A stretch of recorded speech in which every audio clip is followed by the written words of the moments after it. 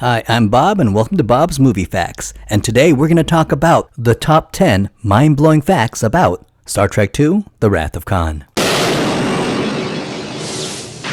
This is the sequel that followed Star Trek: The Motion Picture, a film that was commercially successful but had a mixed reaction from the critics and from the fans. On the other hand, Star Trek II: The Wrath of Khan was so good, not only did it please the critics and the fans, it also revived the entire Star Trek franchise. Here are the top 10 mind-blowing facts. Stand by to receive our transmission. Soon, lock phasers on target and await my command. Phasers locked. Here it comes. Now, Mr. Spock. Fact number 1.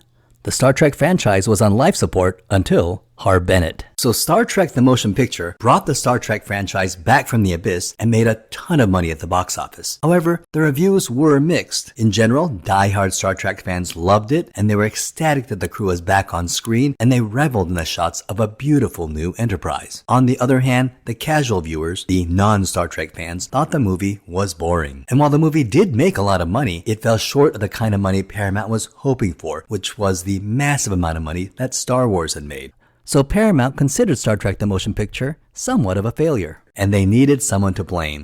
That somebody was Gene Roddenberry. So Gene Roddenberry was basically stripped of all his producing power on the set and was given a small office upstairs and given the new titles of script consultant and executive producer. These were honorary titles. Basically, he had no official power or influence on the Star Trek set.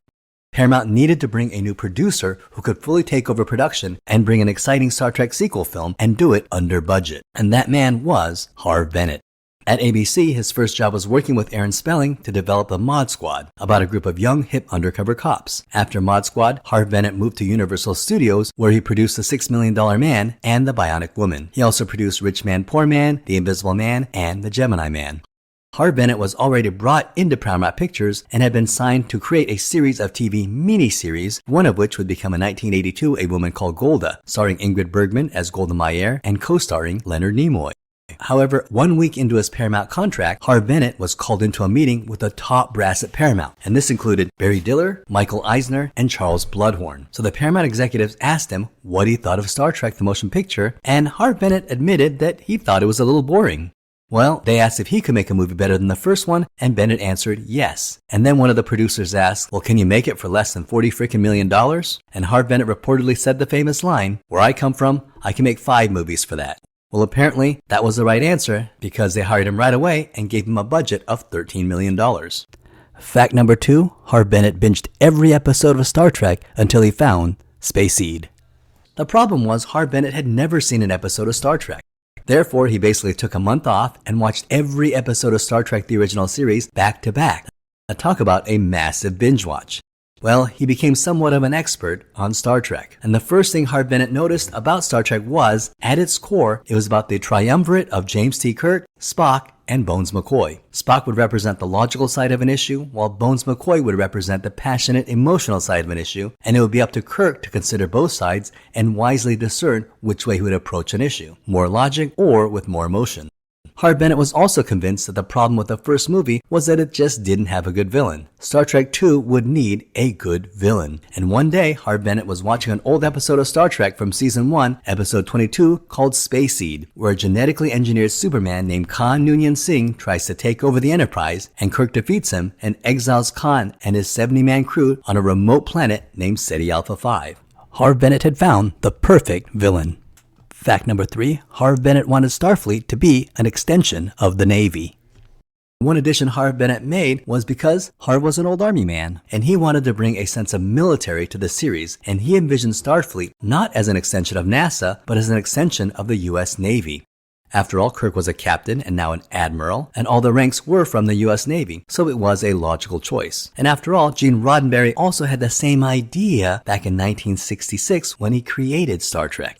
So they leaned into the Navy motif with ship bells, yeoman's whistles, and other Navy protocol. Fact number 4, the Genesis device was originally called the Omega System. In the first script for Star Trek, it was going to be called Star Trek II, The War of the Generations, and Admiral Kirk would reassemble the Enterprise crew to investigate a rebellion, and this distant planet had been taken over by Khan Noonien Singh, and the rebels would turn out to be led by Kirk's estranged son David. Admiral Kirk and his son would join forces to overthrow Khan, who was in possession of the Federation's ultimate weapon, the Omega system. However, Harve Bennett's art director, Michael Meyer, suggested that the Omega system really just seemed too dark, and one of his screenwriters, Jack Soward, suggested, well, why not call it the Genesis device? The device would be actually designed to terraform planets, but would be corrupted into a weapon. The concept drew from real discussions in the early 1980s about terraforming Mars and geoengineering. And Bennett loved this, and according to the lore, he actually went to Soward's and said, Jack, you just saved Star Trek. Fact number 5, director Nicholas Meyer wrote the script in 12 days for no money and no credit. Paramount went with a fairly unknown director named Nicholas Meyer, who was a friend of Bennett's. Nicholas Meyer was a successful novelist who had written several successful Sherlock Holmes novels and had also written a few screenplays. He gained public attention with his first novel, the 1974 The 7% Solution, about Sherlock Holmes confronting his cocaine addiction with the help of Sigmund Freud. The book was a bestseller, and he would go on to write 4 more Sherlock Holmes novels. Meyer turned his novel, The 7% Solution, into a screenplay, which was turned into a movie starring Nicole Williamson, Merlin and Excalibur, Robert Duvall, and Laurence Olivier. Meyer would be nominated for an Academy Award for Best Adapted Screenplay. Meyer then tried his hand at directing and directed the 1979 film Time After Time, where Malcolm McDowell played H.G. Wells, who travels to the modern 1970s Manhattan in search of Jack the Ripper, played by David Warner. In 1981, producer Karen Moore asked Nicholas Meyer to direct Star Trek II, to which he asked, "Is that the one with the guy with the ears?" And Karen Moore replied, "Oh, you're such a snob." After directing Star Trek II, The Wrath of Khan, he'll go on to direct the Tom Hanks John Candy comedy The Volunteers, then write half of Star Trek IV, The Voyage Home, and then help rewrite Fatal Attraction. And in 1991, he would write and direct Star Trek VI, The Undiscovered Country. Now eventually there'd be 5 different iterations of the script, but Harve Bennett was not really satisfied with any of the 5 scripts. So Harve Bennett asked Nicholas Meyer to help fine-tune the story. But Nicholas Meyer, like Harve Bennett, was not a Star Trek fan and had not seen any episodes of Star Trek. So Nicholas Meyer also binge-watched the Star Trek episodes. While Nicholas Meyer was not a science fiction fan, he was a huge fan of the Horatio Hornblower novels. Now, Horatio Hornblower was a fictional officer in the British Royal Navy during the Napoleonic era, and he starred in 11 popular novels which had him sailing around the world getting into adventures. Nicholas Meyer saw Star Trek as Horatio Hornblower in space, and Harve Bennett 100% agreed with this assessment. Whereas Harve Bennett saw the flaw in the first Star Trek film to be the lack of a good villain, Meyer saw another problem. He thought that the first movie, Star Trek the Motion Picture, took itself way too seriously. He felt the self-importance caused the first movie to feel too wooden, and he thought that the way to make Star Trek a better movie was not to make a Star Trek movie, but to really make a movie about the human condition using the Star Trek characters and the Star Trek universe. And in Nicholas Meyer's own words, he actually joked, "The chief contribution I brought to Star Trek II was a healthy disrespect for Star Trek." Nicholas Meyer had 5 different scripts, but felt that none of the 5 worked. Therefore, he and his writing team decided to make a list of everything they liked from each script. Some themes emerged: the Genesis device, Lieutenant Saavik, which originally was a male Vulcan, Kirk's son David, and of course, Khan. And furthermore, Meyer thought that the story could be about aging, about a man facing his own mortality. After all, the entire cast of Star Trek was aging, and rather than try to hide the fact, Meyer thought they should address it. Meyer thought it was ridiculous in Star Trek, the motion picture, that everyone had caked on a lot of makeup to try to appear younger. Meyer decided to lean into the theme of aging, and he had Admiral Kirk get a pair of glasses, he had him fear his birthday, he had him meet his adult son. This was a theme that would run throughout the movie. So who would write the script? Well, they didn't have anyone, and principal filming was about to start in 12 days. So Nicholas Meyer offered to write the script himself. However, there was a problem. It would take Paramount weeks, maybe months, to negotiate a new contract for Nicholas Meyer to write the script and for them to negotiate a new salary for writing the script. And they were about to bust their 12-day shooting suspense. So Nicholas Meyer did something that was unheard of in Hollywood. He wrote the official draft of the screenplay in 12 days for no pay and for no credit. And that's why, despite the fact that Star Trek II, The Wrath of Khan, the movie that you see on screen, is the version Nicholas Meyer wrote by himself, there's no mention of him in the writing credits. The fact that he didn't even want writing credits, he just cared about the final product, really impressed the producers, the studio, and the actors, and it gave him huge credibility on the set with the cast and crew. And ultimately, Nick Meyer's script is what ended up on the screen. And another thing that gave him credibility with the cast and crew was that everyone recognized that the script he wrote was excellent. Fact number 6, Chekhov actor Walter Koenig flipped out when he read the script. Another satisfied customer was Walter Koenig, who played Pavel Chekhov. To put everything into context, after the cancellation of Star Trek the original series, Walter Koenig had difficulty getting roles, and to add insult to injury, when Gene Roddenberry started production of Filmation's Star Trek the Animated Series, also known as The Animated Adventures of Gene Roddenberry's Star Trek, all the cast were asked to return as voice actors, everyone but Walter Koenig, and Chekhov never appeared on the show. And Koenig was very upset by this. Then in Star Trek the Motion Picture, he was dismayed at how little he, George Takei, and Nichelle Nichols were utilized. They were nothing but glorified background actors. Well, we know the prominent role Chekhov had in Star Trek II, so imagine you're Walter Koenig and you're reading the script for the first time and thinking, oh my god, I must be dreaming. He was so excited how prominent his character was in the movie that he said he kept expecting something to go wrong and pop his bubble. But by the time he got to the end of Nicholas Meyer's script, the one that ended up being the movie we saw, he was ecstatic. Finally, a movie that gave Pavel Chekhov his due. And later, when it came time for the scene on City Alpha 5 where Khan says to Chekhov, I never forget a face. Mr. Chekhov. Isn't it?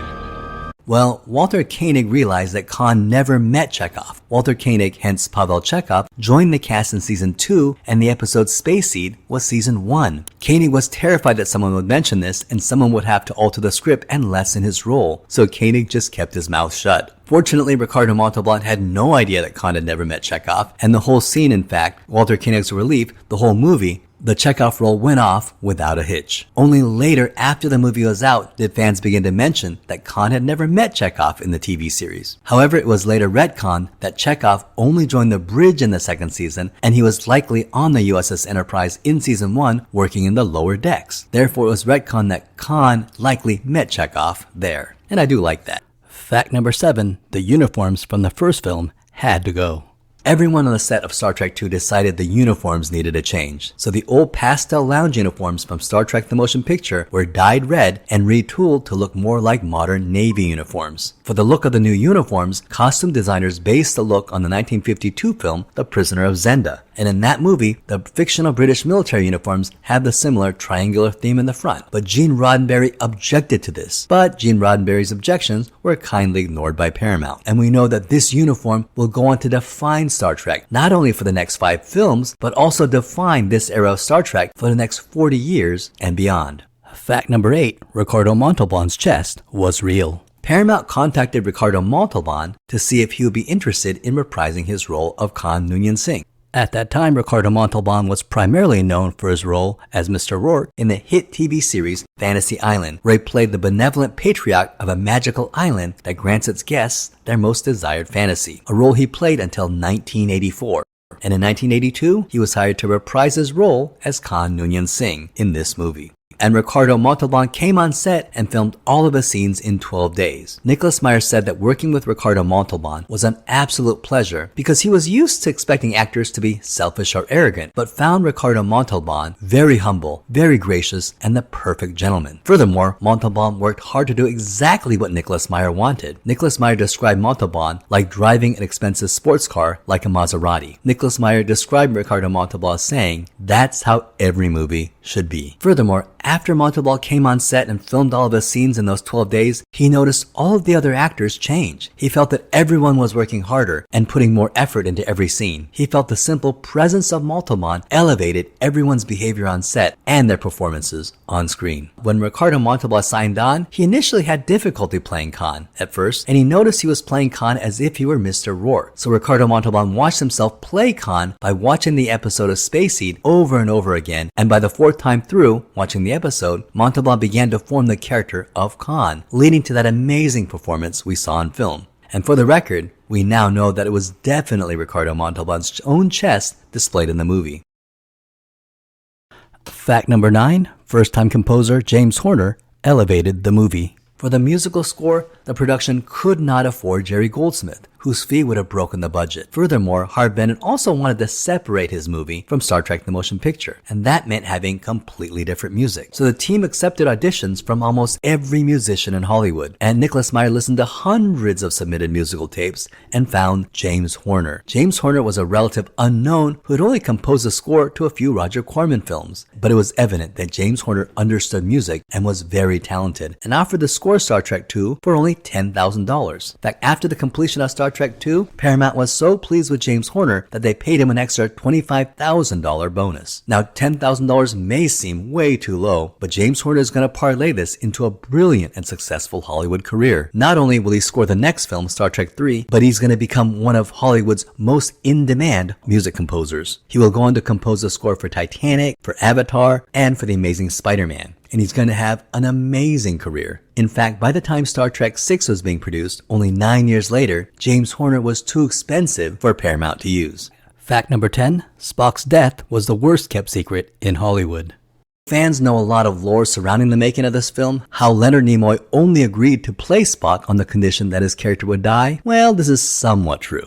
Leonard Nimoy was not interested in returning as Spock. Leonard Nimoy had just written a book called I Am Not Spock and was ready to be done with Spock. The main reason was that Leonard Nimoy believed that Star Trek was over and that Paramount was simply trying to beat a dead horse. He wanted Star Trek to rest. So Nimoy was not interested in playing Spock any further. However, to entice him, producers offered him a great death scene. Now Nimoy believed that Star Trek was gonna be dead and thought Star Trek II was certain to be the last Star Trek movie. So Nimoy signed on for one more movie. And in his own words he said, "I wanted the character to go out in a blaze of glory." Well, Gene Roddenberry objected to the death of Spock, and when his objections were ignored, Roddenberry leaked the information about Spock's death at a Star Trek convention, and fans were outraged. Paramount Studios received thousands of protest letters, and producers even began receiving death threats. Now keep in mind, this was before the age of the internet, when there were very few movie leaks, so the fact that this was a huge leak was crazy. Harve Bennett and his assistant had put a simple tracking code into each script. Every copy of the script was different and had a different typo in each script. It was a random period in a different place. Therefore, they could track who leaked the script. And when they tracked a leak, it was Gene Roddenberry. Roddenberry objected to the death of Spock, and when his objections were ignored, he went directly to the fans. In earlier versions of the script, Spock died a meaningless death at the beginning of the movie. In subsequent versions of the script, his death was moved progressively later in the story, and one of the writers suggested that they should tie the death of Spock to Kirk in a meaningful way, and this led to Spock dying at the end of the movie, saving everyone on the Enterprise. Therefore, the directors cleverly faked his death early in the movie. And of course, when you see the movie, in the opening Kobayashi Maru scene, to throw off viewers, Spock dies, and then of course it turns out it was only a simulation. And even at one point in the film, Kirk turns to Spock and says, Aren't you dead? And this is very clever, and it worked. The fans thought, oh well, I guess this is what they meant by Spock dying, and some people thought this might have been a clever marketing trick, and fans are reassured as they watch the movie without any expectation of Spock dying. And then suddenly at the end of the film, when Khan detonates the Genesis device and the warp engines on the Enterprise are not working, everyone thinks they're gonna die, and suddenly Spock gets up from his chair. And when Spock sacrifices his own life to fix the warp engines and save the entire crew of the Enterprise, his death scene had tremendous impact. And while filming the scene where Kirk and Spock say goodbye to each other, the entire cast and crew began to cry during the filming of the scene, and they knew they had something special. And at that point, Nick Meyer says he knew he was filming more than a Star Trek movie. He was filming a genuine movie that was resonating with emotion. Harve Bennett even joked that they should have thanked Roddenberry for forcing them to put Spock's death at the ending, which worked so much better than the original plan of him having a meaningless death at the beginning of the movie, which was actually the version that Gene leaked. It was Roddenberry that forced the change. And at this time, Leonard Nimoy began to have an understanding that this movie was going to be a huge success, that Star Trek II was going to be a massive hit, and Nimoy began to understand that this movie would not only revive Star Trek, but possibly make Star Trek more popular than it had ever been. This film would be the rebirth of Star Trek, and he understood that Star Trek was back and bigger than ever, and Nimoy began to deeply regret killing off Spock. Bonus fact, Harve Bennett and Leonard Nimoy left open the door for Spock's return. At the premiere screening of Star Trek II The Wrath of Khan, it was a huge hit. When Spock died, there was not a dry eye in the audience. However, as the audience left the screening, there was a heavy gloom of depression among everyone who saw the film, and Harve Bennett and Leonard Nimoy worried that all this movie did was make people depressed. Harve Bennett asked Leonard Nimoy if he could think of some way to open the door for the possible return of Spock, and Leonard Nimoy came up with a quick scene where Spock mind melds with Dr. McCoy and says, "Remember." They further inserted a sequence showing Spock's casket as having soft landed on planet Genesis, giving the viewers a sense of hope that Spock could return. And they also had Leonard Nimoy speaking the final lines. Space, the final frontier. These are the continuing voyages of the starship Enterprise.